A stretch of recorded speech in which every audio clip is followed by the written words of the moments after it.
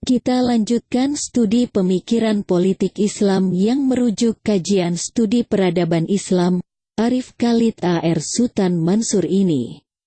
Sebagai bahan studi sejarah, politik dan peradaban. Semoga bermanfaat. Nabi Muhammad SAW memiliki kapabilitas dalam melakukan transformasi sosial kehidupan masyarakat jahiliyah menjadi masyarakat yang beriman dan bertakwa, serta mampu menjunjung tinggi harkat dan martabat manusia, sehingga menjadi manusia-manusia yang beradab sebagai hamba-hamba Allah Ta'ala. Era perubahan ini berlangsung sejak Nabi Muhammad SAW menyampaikan misinya mengajak umat manusia untuk menyembah Allah yang esa dan melarang mereka mempersekutukan Allah dengan makhluknya. Perjuangan yang dilakukan Nabi Muhammad SAW dalam upaya membangun masyarakat yang beriman dan bertakwa tersebut tidaklah mudah semudah membalikkan telapak tangan. Seringkali dihadapkan pada berbagai rintangan, fitnah, penganiayaan, embargo, pemutusan hubungan, bahkan rencana pembunuhan dan sebagainya oleh para pemimpin kafir Quraisy. Hal ini bisa dimengerti karena para pemimpin kafir Quraisy Mekah tidak ingin ada gerakan-gerakan sosial yang mengancam kelangsungan dominasi dan kekuasaan mereka. Dalam menyikapi realitas ini Nabi pun terpaksa harus menghadapinya melalui langkah-langkah terencana dan strategis yang dilakukan secara bertahap. Dimulai dengan pendekatan sembunyi-sembunyi, dakwah sirriyah. Kemudian dengan cara-cara terbuka atau terang-terangan, dakwah jahriyah. Di balik penderitaan atas berbagai tindak kejahatan yang dilakukan oleh para penguasa kafir Quraisy waktu itu, Nabi Muhammad secara diam-diam terus menghimpun kekuatan yang akhirnya menjelma menjadi pergerakan sosial. Pergerakan sosial ini kemudian dianggap sebagai tindakan makar, merongrong, dan mengancam surviv dominasi dan kekuasaan aristokrasi orang-orang kafir Quraisy Mekah. Dalam perjuangannya yang tidak mengenal lelah, Nabi akhirnya memperoleh legitimasi penuh ketika sudah berada di Madinah, di mana prinsip-prinsip Islam sudah dapat diimplementasikan dalam tataran kehidupan praktis.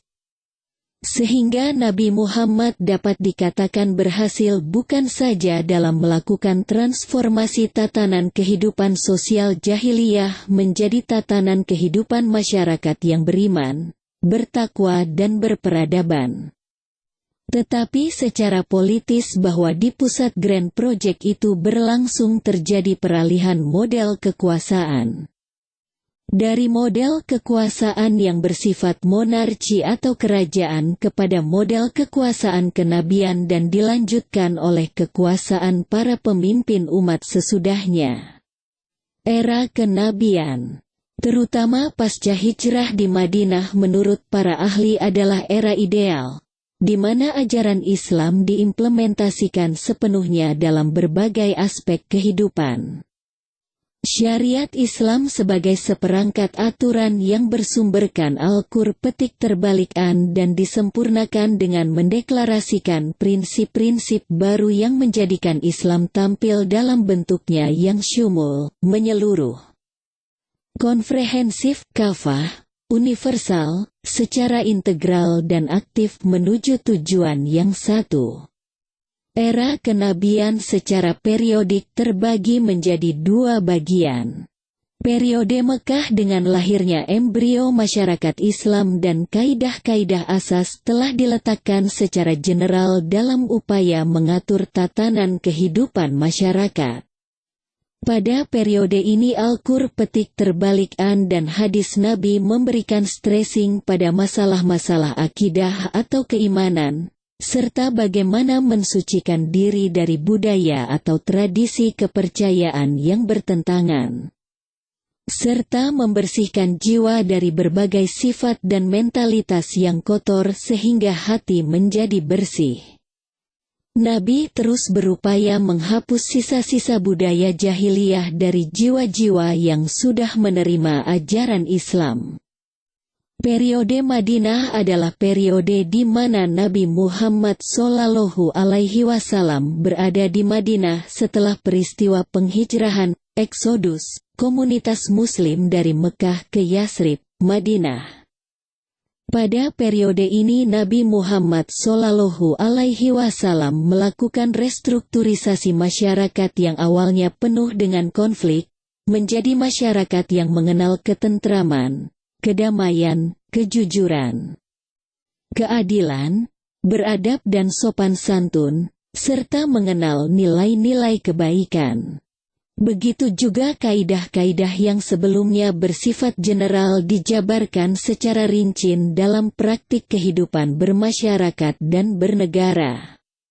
Sepeninggal Nabi Muhammad SAW, estafet kepemimpinan umat dilanjutkan oleh Abu Bakar, Umar bin Khattab, Utsman bin Affan, dan Ali bin Abi Thalib secara berturut-turut sebagai pengganti khalifah Nabi dalam memimpin umat dan dalam rangka terciptanya kehidupan yang damai, stabil, kondusif dan sejahtera berdasarkan ajaran-ajaran yang dibawa Nabi Muhammad SAW.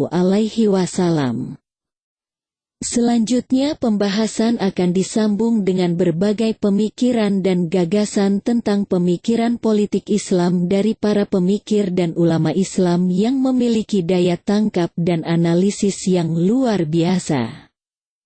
Antaranya, Ibnu Abi Rabi petik terbalik, Al-Farabi, Al-Mawardi, Al-Ghazali, Ibnu Taimiyah, Ibnu Qayyim Al-Jauziyah, Buya Hamka, Dr. Muhammad Natsir dan sebagainya.